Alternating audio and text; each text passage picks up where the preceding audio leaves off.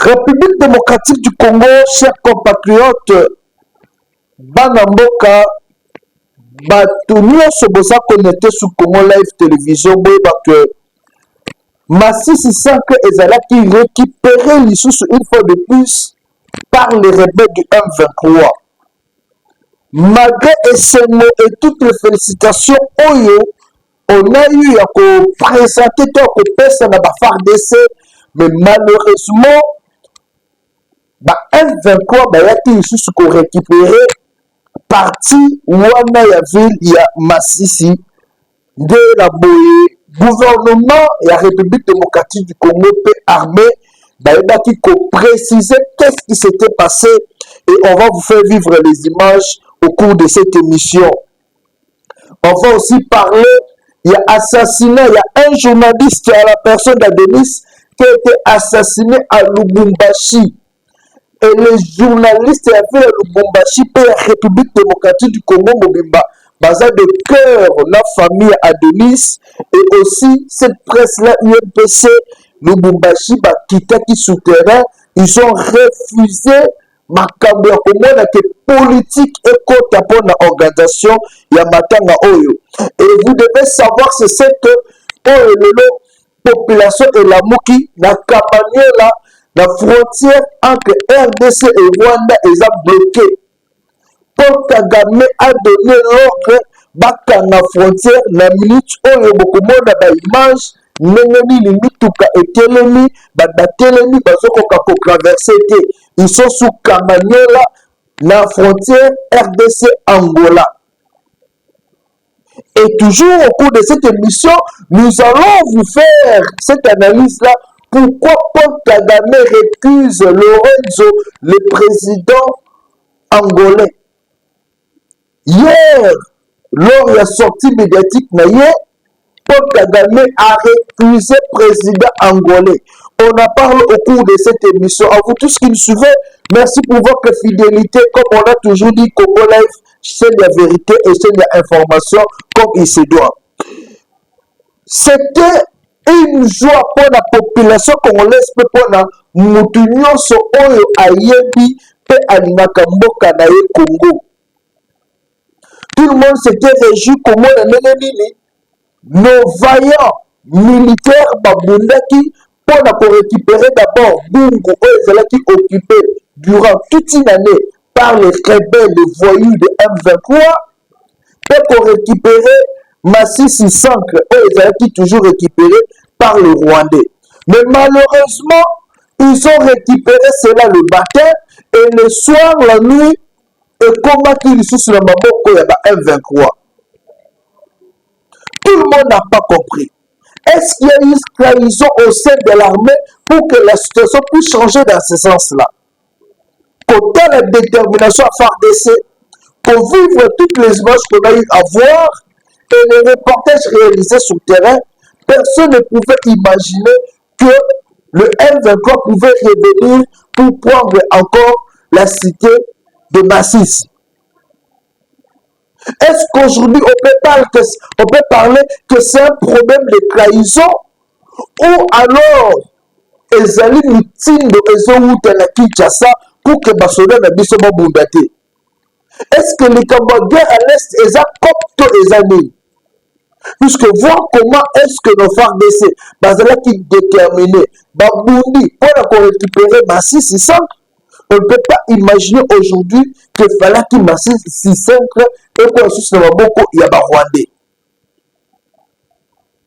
Alors, le commandant parmi les cadres armés, bazala qui lobby devant la presse.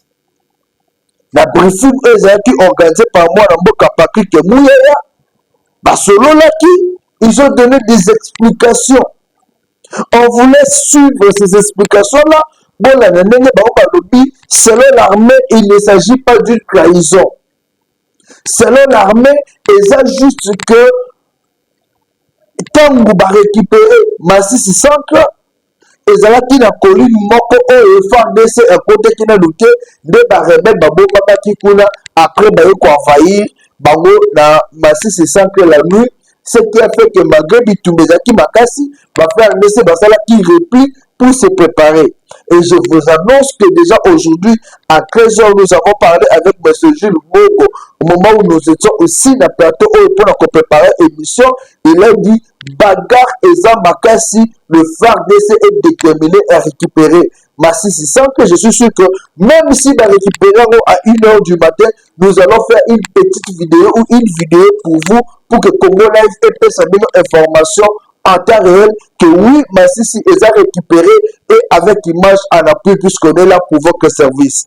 Suivez d'abord cette image de l'armée qui a confirmé que Massissi est comme qui sous le Maboko, il y a des rebelles M23 et la détermination de l'armée pour que tous les territoires qui sont entre les mains, il y a M23, voyou, il y a Rwanda, et comme Bongo na Maboko, il y a Congolais. On suit et puis on se retrouve juste après. Combat, au cours de la réunion qu'on a eu avec les journalistes ce matin, ont récupéré la cité Massissi hier. Tandis que les terroristes d'IM23 avec leurs parrains rwandais tenaient les points décisifs de Kaungole, ce qui leur a permis de réoccuper Massissi Centre cet après-midi. Mais les combats continuent.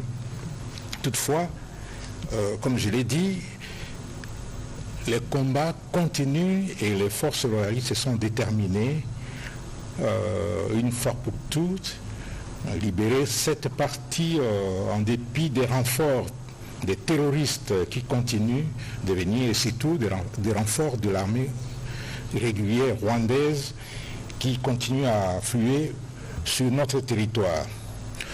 Sur l'axe Saké, nos hommes ont réussi à déloger les terroristes de leur position sur les hauteurs de cette cité. Et... Voilà. J'espère que vous avez vu. L'armée a prouvé noir sur blanc que et aujourd'hui, l'armée reste motivée et mobilisée pour que la situation sécuritaire est normale dans la partie est de la République démocratique du Congo. Et l'armée a encore signalé qu'il ne s'agit pas d'une trahison. Selon l'armée, puisqu'ils doivent quand même jouer aussi à la déontologie et à la politique. Et ça qu'il y a une négligence pour que territoire ou la cité ou la Ekoya. Et ça que ces rebelles-là, ils ont surpris l'armée. Là, c'est selon encore l'armée. On suit cette deuxième vidéo et on se retrouve pour qu'on continue. Donc, il ne faut pas dire qu'hier, on a failli quelque part. Non.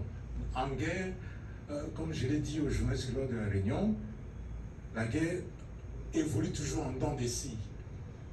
On peut perdre une bataille, mais comme je vous l'ai dit tout à l'heure, la victoire finale, elle sera congolaise. Et cette armée, c'est une armée qui est déterminée à assurer l'intégrité territoriale de notre pays, à défendre nos frontières et à protéger les personnes, les habitants du Congo, donc le peuple congolais et tous ceux qui ont choisi le Congo comme leur deuxième patrie. Et cette armée travaille jusqu'au sacrifice suprême. Et quand vous regardez ce processus, cette guerre qui nous est imposée, il y a beaucoup de morts au Rwanda qu'au Congo. Il y a beaucoup de morts des militaires rwandais que des militaires congolais. On ne vous a pas montré les images, il y a des images horribles. Mais il y a dans les images que je vais essayer de monter et on va travailler avec le ministre pour essayer de les mettre à votre disposition. Au Rwanda, on ne montre pas les morts, on ne fait pas les deuils. Et nous avons des gens qui sont au Rwanda qui nous envoient les images des cercueils, des colonnes de cercueils, de morts qui sont enterrés au Rwanda. Même si là-bas, il n'y a pas, on ne peut pas se permettre de diffuser ces images-là. Vous regardez les images qui sont là, ce sont des cercueils. Mais chez nous, vous ne trouverez pas ça. C'est pour vous dire que l'armée congolaise, c'est une armée forte qui travaille dans son pays mais qui a plusieurs problèmes. Les problèmes, c'est-à-dire qu'il y a plusieurs menaces. Il n'y a pas que cette menace principale rwandaise, il y a aussi les ADF, il y a presque dans la partie orientale de notre pays des menaces multiples, des Ouélés jusqu'au Grand Katanga. En toute sincérité, vous devez savoir que le lot, quand le territoire, toute la frontière RDC est agressée par des Rwandais, cela signifie que sa population est stigmatée. La population est vivre dans le stress, n'a pas si peu de souffrance. Tant que tout le monde qui population est Massissi Centre après libération, façon on va célébrer qui on ne pouvait pas imaginer qu'aujourd'hui il fallait baser sur un stress au bas vivre. On ne pouvait pas imaginer que la population n'a fallu qu'il y ait la sous. Puisque aujourd'hui cette population de Massissi Centre est prise en otage par ces voyous de Rwandais de M23. Et ces voyous bloquent la bonne circulation à Mboka. Bloque cette population-là pour se mouvoir et pour temps la Mboka na Moko. D'où l'urgence pour le FARDC, il y a pour ça la nuance pour être situation sécuritaire et elles ont évolué. Situation sécuritaire, elles ont restauré. La population est circulée librement. Aujourd'hui, même pour aller au travail à Massissi Centre, c'est un problème. Tout le monde est à la maison. Il y a les armes lourdes qui rétatissent dans cette ville de Massissi. Quand Massa se zobeta, comment est-ce que vous pouvez combimer au lequelata moi na bouquet à bébé à ta potopote? Le gouvernement, ça c'est moi qui travaille. Si le roi d'ailleurs qui avait peur, il y a Zahir, aujourd'hui mon commissaire au Congo, grâce à Mobutu, qu'est-ce qui manque aujourd'hui que Félix Tshisekedi y pose un binga le quoi Mobutu, au télé m'appelle que Rwanda et que ça a sauté. Qu'est-ce qui manque?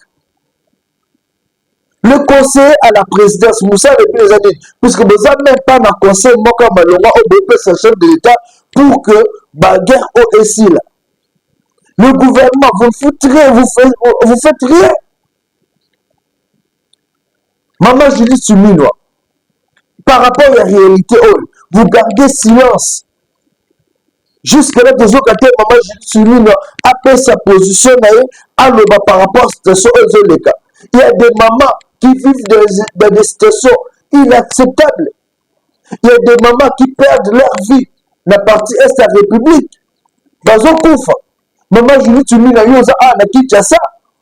vous êtes le premier ministre, votre travail, et vous allez gouverner, côté la population, il faut vivre dans la quiétude.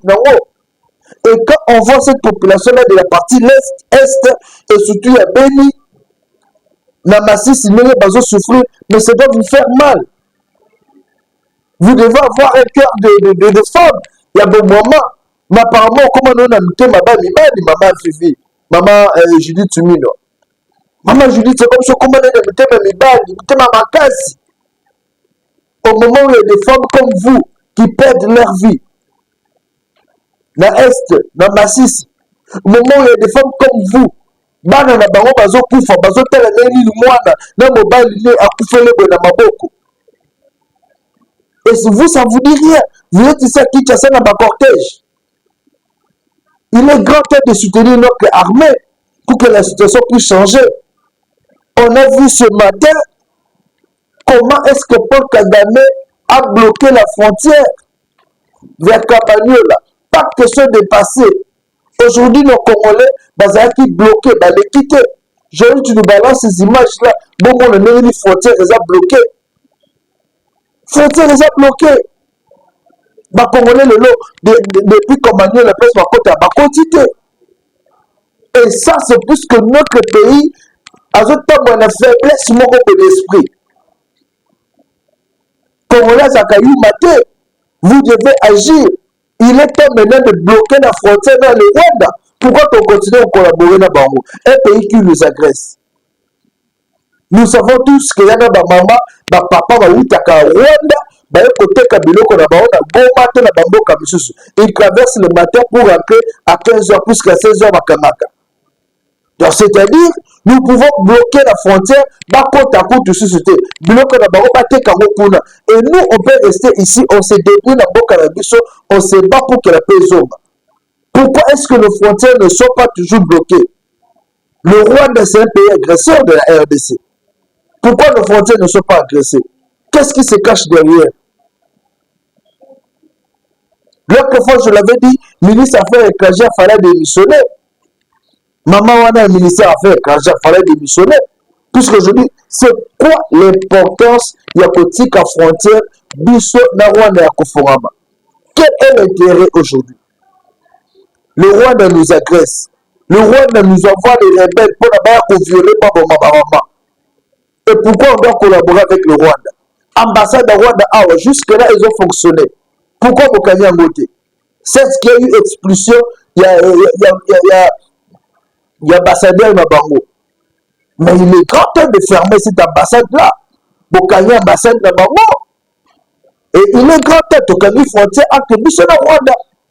Et maintenant, tout le monde a Bango. C'est ce que le Burundi a fait. Mais Chimie l'a fait. Mais Chimie a gagné frontière entre Yé et Rwanda.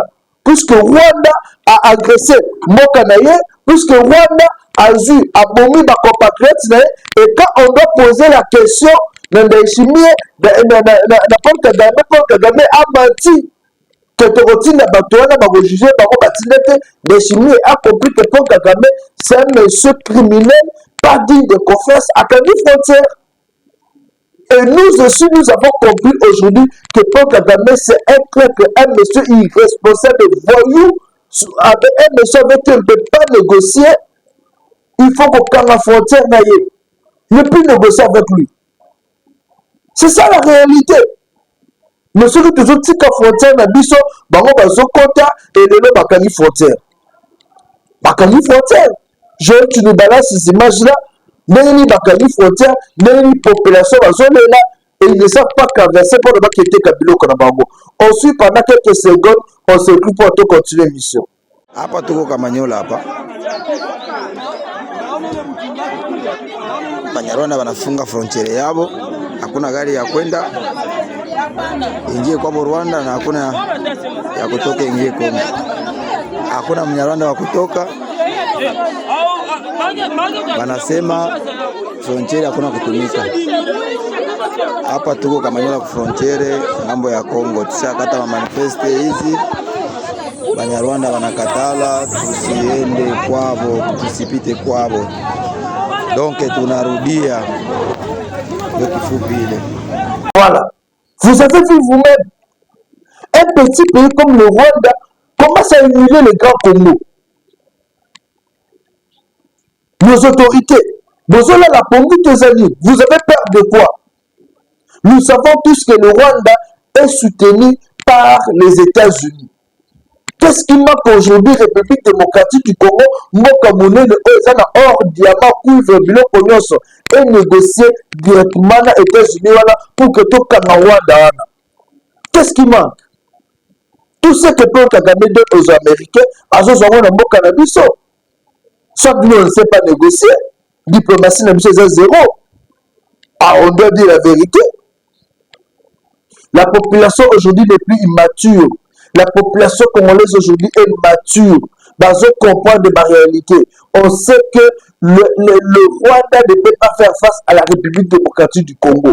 On sait que le Rwanda est ravitaillé par les États-Unis et l'Union européenne. C'est la vérité que le gouvernement ne sait pas dire au peuple congolais. Et aujourd'hui, la guerre, c'est par rapport à l'exploitation de nos minéraux. Gouvernement, la population vérité.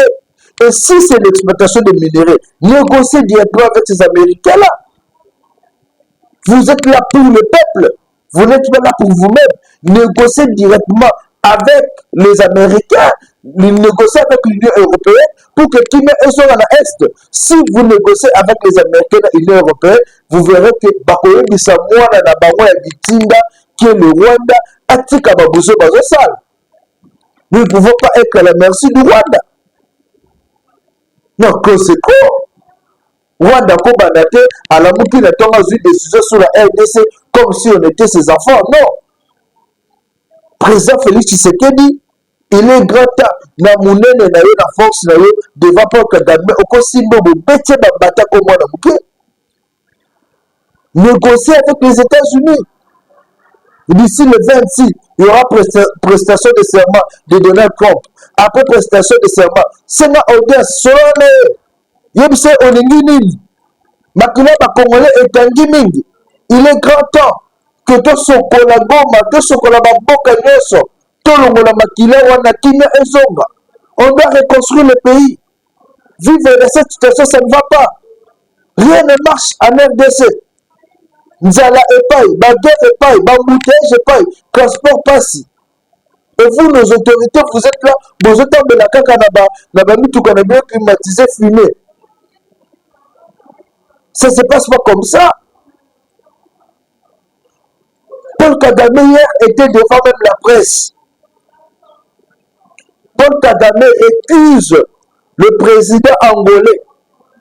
Pour Paul Kagame, si la situation reste tendue dans la partie est de la République démocratique du Congo, la faute incombe au ministre angolais Joao Lorenzo. Paul Kagame a lobby Joao Lorenzo n'est pas tendre envers le Rwanda. Paul Kagame a lobby comment est-ce que vous avez refusé de négocier avec les gens et vous déléguez d'autres personnes pour aller négocier avec. C'est une façon de dire. Le Rwanda sait que celui qui est à la base a utilisé par M23. Et aujourd'hui, le besoin du roi des amis pour négocier directement avec le M23, c'est-à-dire le gouvernement congolais va solo là, dans le Rwanda, il y a M23. L'idée est d'aller contre ici sur l'armée, comme c'était fait en 2013, comme c'était fait même en 2002, et Bani Moussoussou. Brassage et Salima. Ce qui brassage et Salima, il y a Moussoussou, comme généraux, comme colonel, pour dominer sur la RDC, dominer sur les Congolais. C'est ça l'idée. Et comme le président Joao Lorenzo est contre cet esprit-là, Paul Kagame peut aligner Moussoussou. Il a été devant la presse pour dire ça. Puisque l'idée c'est quoi? Aujourd'hui, le président Joao Lorenzo amène les gens dans encore Nairobi pour la paix dans la partie Est. La RDC va tout garantir pour que la FDLR, Bazoma, Balongwa, partie Est, puisque selon le Rwanda, le FDLR, les Bazo créer insécurité dans Boka Nabamo. Et en outre, le Rwanda fallait récupérer la coupe de la Soudan sur le territoire congolais. Et là, Moutou Oyo a suivre de Sewana et ancien président Yakeda Uhuru Kenyatta. Cependant, pour le président Joao Lorenzo, il est question de ramener la paix et que Makila Congolais est en société. Le Rwanda ne veut pas de cela. Le Rwanda veut qu'il y ait une négociation entre le M23 et la RDC et la RDC, le gouvernement, pour que les soldats rwandais par contre au sein de l'armée. Comme le gouvernement a refusé de négocier avec le Rwanda par la commise du M23, c'est ce qui énerve Paul Kagame. Voilà pourquoi même l'autre fois, c'était annoncé au mois de décembre, Félix Tshisekedi, il fallait qu'écoute Paul Kagame, ils ont voulu mettre cette phrase-là, dire que le gouvernement congolais accepte de négocier avec le M23. Ce que le gouvernement congolais n'a jamais accepté. Et vu que cette phrase-là n'était pas, ne concordait pas avec l'esprit de la lettre, Paul Kagame a yaté. Et aujourd'hui, Paul Kagame pense qu'il est toujours capable d'imposer la RDC, Makamoué, sur le clé de Moutune et Moukiwana. Et plus grave, Paul Kagame dit, de voyage qu'il faisait là, Rwanda, Angola, c'est comme si c'était promenade de santé pour prendre des photos. Donc, Paul Kagame ne donne même pas l'importance d'un accord où Ezala qui de la signer dans Rwanda pour la paix dans la partie Est. Paul Kagame ne vise que ses intérêts. Ce monsieur-là, c'est un criminel. Ce monsieur-là, c'est un criminel. il voit que ses intérêts, le sang des Congolais qui coule dans la partie est, quel y était. Et quand Paul Kagame dit Joao Lorenzo aujourd'hui ne doit plus piloter la discussion entre la RDC et le Rwanda, avancé là-bas changer Moutoumoussousou, Barocha Moutouni.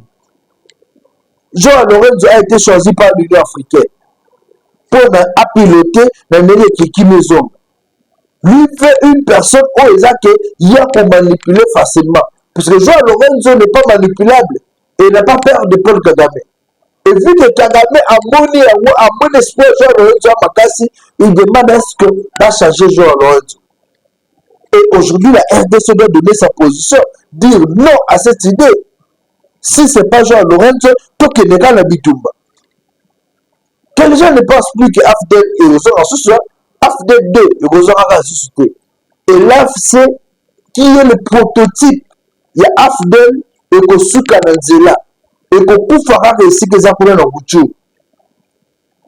Et nous encourageons nos FARDC à Kobunda.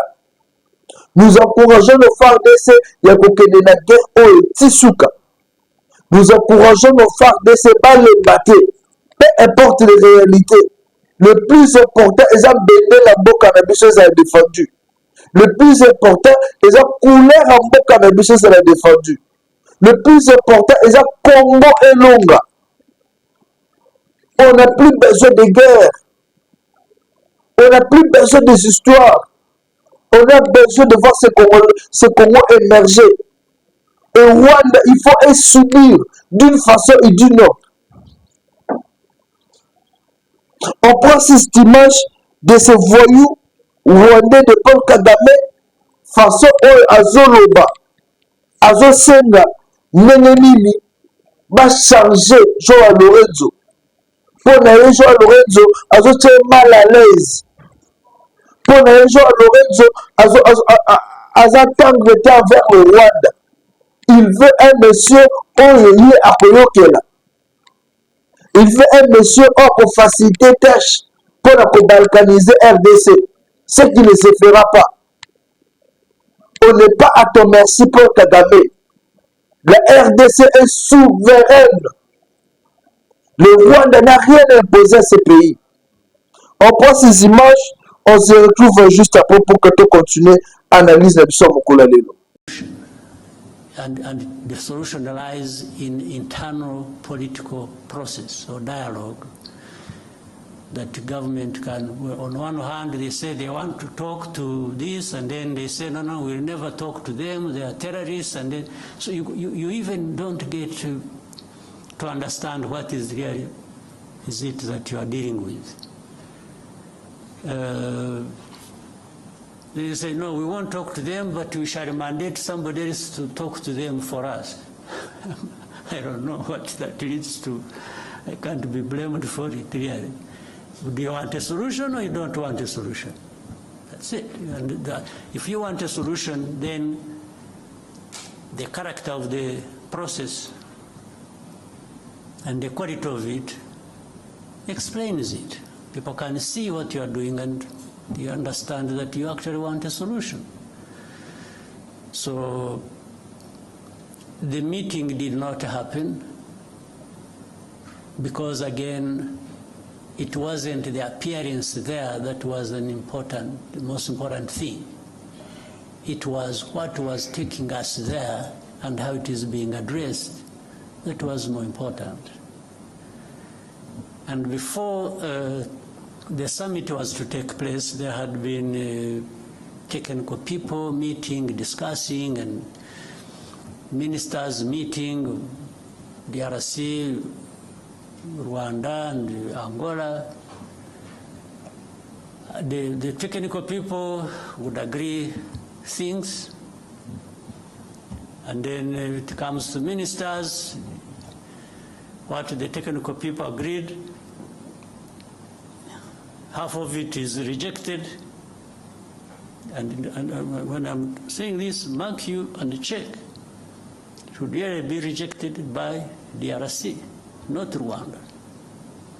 Even if earlier it was endorsed by technical people from DRC, and agreed with our people and Angolans,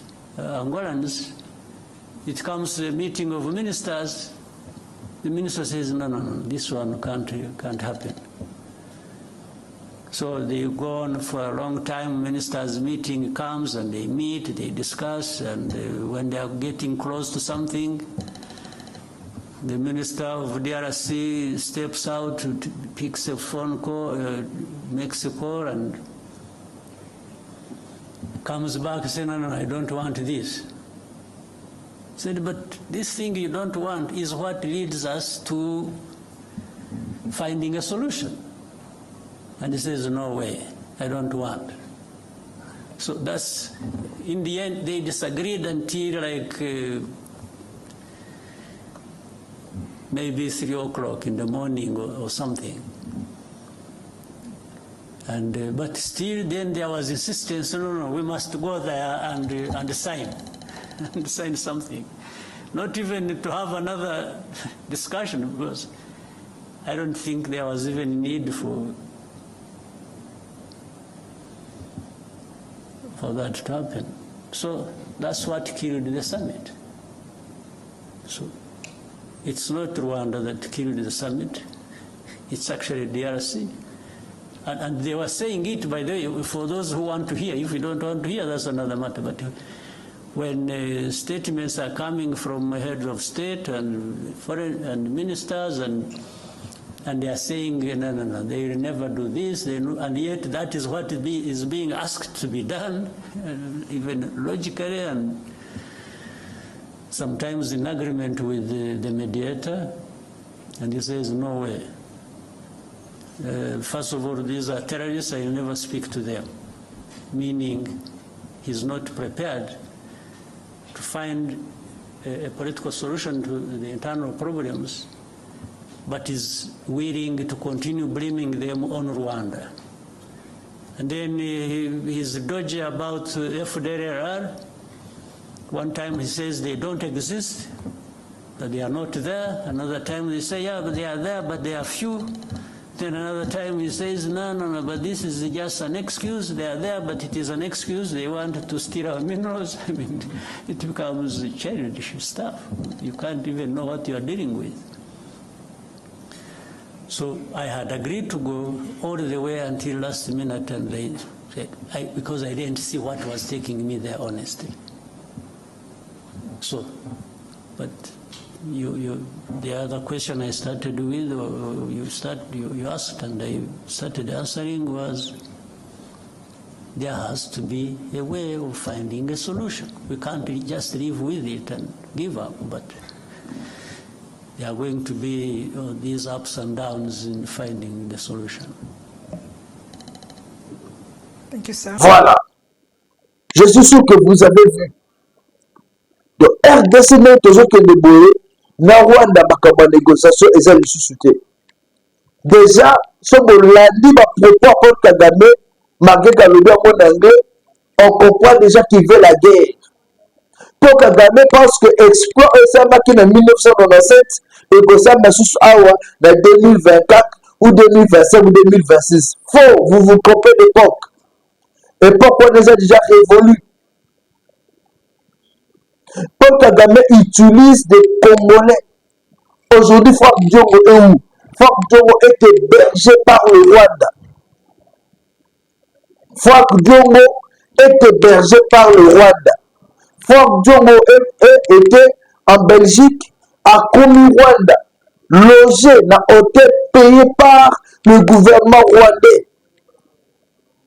Et Paul Kagame, sachant que les Congolais sont faibles devant l'argent, ils ont utilisé Kakaba Congolais comme des Franck Diongo, faibles d'esprit. Franck Diongo, c'est Tshisekedi qui t'avait libéré ici. Tshisekedi a libéré, oh, tu t'es arrêté. Au Sanza Makila, Kabila Kamayo. Et Tshisekedi, dès qu'il est arrivé au pouvoir, a abîmé ça. Je me souviens encore, je me rappelle encore de ces jours-là. Moi, j'étais là pour couvrir les images. Mais aujourd'hui, vous avez oublié cela. Le lot, yo okomi opposé à Tshisekedi pour aller soutenir le Rwanda. Vous êtes sérieux? Yo obimi yo femme donc lelo okomi opposé à Tshisekedi. Vous allez soutenir le Rwanda. Vous êtes un Rwandais. La cortège na yo Rwandais na kati. Bosonga ana Kinshasa total abino. Si vraiment il faut que tu es Congolais, vous soutenir RDC, Yakozo. Je vous annonce qu'il y a eu rencontre na Rwanda entre Thomas Lubanga et Corneille Nangaa. Corneille Nangaa et Thomas Lubanga ont discuté. Pour rappel, ce monsieur-là de Thomas Lubanga était accusé par la CPI pour crime dans la partie est de la RDC. Et par après, Arsène Penaye a libéré qu'il est rentré à s'installer en Rwanda. Il est entre le Rwanda et l'Ouganda. Et à notre grande surprise, c'est le dimanche dernier qu'ils se sont vus avec Corneille Nangaa. Au menu de leur débat, ils allaient à la paix ou à rébellion pour la base ensemble avec l'FC de Nangaa pour que Baya Kobundisa, population congolaise, et bas au pouvoir à Kinshasa. Voilà les Congolais qui trahissent la République. Aussi Corneille Nangaa qui va se rallier à un criminel cannibale comme Thomas Lubanga. Thomas Lubanga qui a assassiné des millions de Congolais jusqu'à ce que crime naïe et comment dans ces pays. Yo Nangaa okomi ko sangana naye pour que bon combattre Félix Tshisekedi, bon combattre les Congolais. Tshisekedi c'est un homme comme vous. Il passera. Le Congo restera Congo. Moussou Sokoya. Les Congolais que vous tuez aujourd'hui pour vos propres intérêts. Lobby, même si vous comme le pouvoir. Beaucoup de gens ça va en vie. Qui tue par l'épée, périra par l'épée. Bino batbozo ça va complot wana. Pour combattre le Congo. Pour que le RDC est comme le roi pays moka pamba. Vous allez payer d'une façon ou d'une autre. Ça fait mal. Corneille Nangaa. Na Thomas Lubanga. Vous avez une coalition. Vous sangani. Pour la bombe de FARDC, armée nationale. Vous sangani pour tuer vos compatriotes congolais. Qu'est-ce que le Rwanda vous donne que vous n'avez pas reçu de la RDC? Et c'est là où j'appelle les vrais compatriotes congolais à côté les mains. Là où j'appelle les vrais compatriotes congolais, botter les mains pour le tout bout de la boca à Bisso. La RDC aujourd'hui est menacée de partout.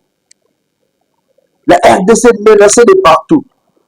Thomas Lubanga ils sont toujours utilisés par le Rwanda et l'Ouganda. Et la RDC est appelée à signer des vrais accords dans Batamalamu pour que lobby puisse peut gagner. Et nous avons besoin d'opposition. Arrêtez de soutenir ces Rwandais-là. Vous êtes de l'opposition, ça ne veut pas dire que Obundisa armée nayoto Obundisa population nayo. Vous êtes dans l'opposition pour que ceux qui gouvernent ça babé bino boye bakosa la contrepartie boye bako dénoncer yango. Et non pour la détruire moko na bino moko. Vous faites des réunions seulement pour détruire la RDC. Vous faites des réunions seulement pour que l'insécurité continue causana. Population toujours souffrir.